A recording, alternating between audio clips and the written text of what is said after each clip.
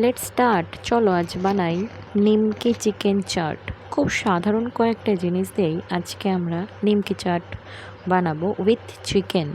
At first দেবো আমরা প্রথমে 1 চামচের মতো টক দই এবং তারপরে যে কোনো টমেটো সস তুমি ঘরে থাকা, সেটা ধরো কিষান হোক বা অন্য কিছু। আমি এখানে কিষান সস ব্যবহার করলাম 1 চামচের মতো এবং সেটাকেও সুন্দর করে আমরা ফাটিয়ে নেব।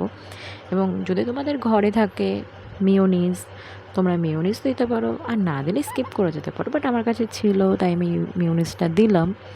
এবং সেটাকে সুন্দর করে আমরা একটু মাখিয়ে নেবো, একটা মোটামুটি সস মতো করে নেবো, মিওনিজ, টক দই আর হলো টমেটো সস। এটাকে দেওয়ার পর এবং একটু টেস্টের জন্য হালকা একটু জলজিরা দেবো। জলজিরা না দিতে পারলে তোমরা বিট লবণও দিতে পারো, বাট আমার কাছে জলজিরাটা মনে হয় সবথেকে সস্তা, 1 টাকা দিয়ে কিনলেই হয়ে যায়, তাই ইউজ করলাম।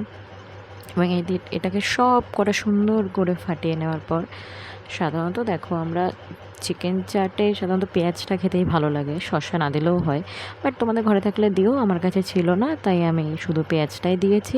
আর পেঁয়াজটাকে ভালো করে ওটার মধ্যে মাখিয়ে নেওয়ার পর, পেঁয়াজগুলো মাখানোর পর আমরা এবার দেব ঘরে থাকা সেই চিকেনের টুকরোগুলো।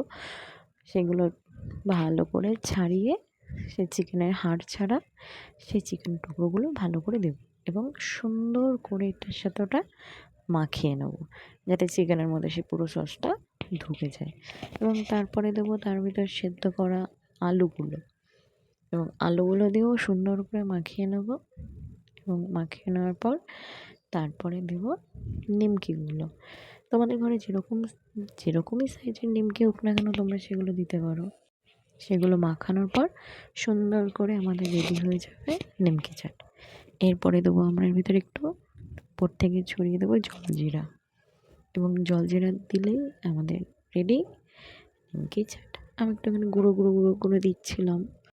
সব শেষে জলজিরা দিয়ে ব্যাস নিমকি চাট